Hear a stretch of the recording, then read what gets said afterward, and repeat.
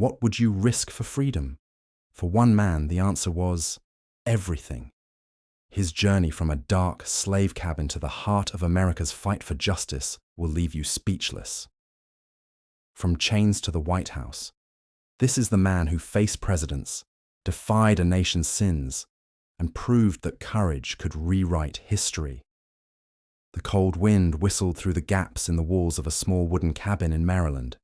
Inside, in February 1818, a baby boy cried for the first time. His name was Frederick. But this was not a home of joy and freedom. This was a slave cabin. From the moment he was born, Frederick's life was not his own. His mother, Harriet Bailey, was a slave. His father might have been a white man, maybe even the owner, but Frederick never knew for sure. In slavery, such truths were often hidden, and family ties were broken before they could form. Frederick's mother lived on another plantation, miles away. She could only visit him at night, walking for hours, just to hold her child while he slept. Before the sun rose, she would leave again. By the time Frederick was 7 years old, she was gone forever, dead from illness. There was no goodbye. This was the cruel design of slavery, to tear apart the bonds of love. As a child, Frederick worked in the fields, chasing birds from the corn, carrying water, or doing whatever the overseer ordered. He had no shoes, and in winter his feet cracked and bled. Hunger was a constant companion, but inside him burned a small flame, a curiosity. He wanted to know the world. He wanted to understand it. When Frederick was about 8 years old, he was sent to Baltimore to live with a man named Hugh Auld and his wife, Sophia. Life there was different. Sophia was kind at first. One day, she began teaching him the alphabet.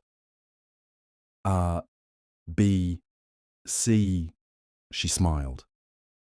Frederick's mind lit up, but when Hugh discovered this, he became angry. If you teach him to read, he'll want to be free, Hugh warned. And once a slave learns to read, he will never be satisfied being a slave. Those words stayed in Frederick's mind. He understood that reading was not just letters, it was the path to freedom. That day, he made a silent promise. I will learn to read, no matter what it takes. He found creative ways to learn.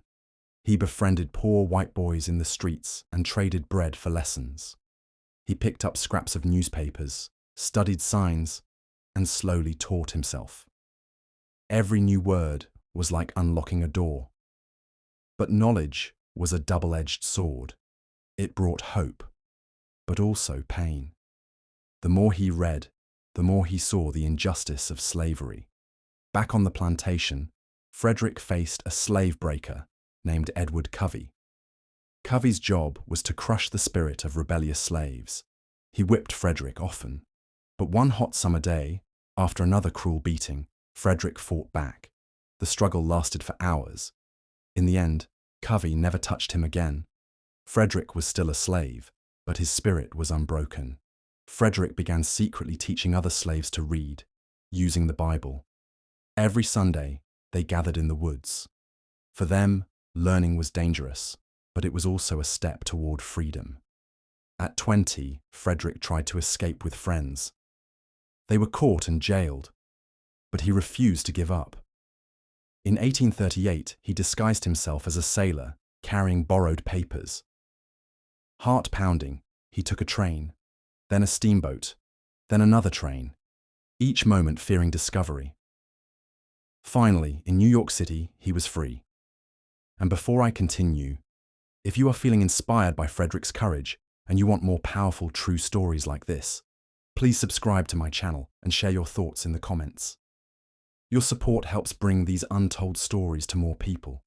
But Frederick's journey was far from over. Freedom was only the beginning. In 1838, Frederick Douglass stepped onto the streets of New York as a free man. But freedom was fragile. Slave catchers could appear at any time. He found safety with David Ruggles, a brave black abolitionist. Soon after, Anna Murray, the woman he loved, joined him. Anna had sold her belongings to help fund his escape. They married in September 1838 and moved to Massachusetts. Frederick worked as a laborer, but inside, his desire to fight slavery grew stronger. He attended abolitionist meetings, quietly listening at first.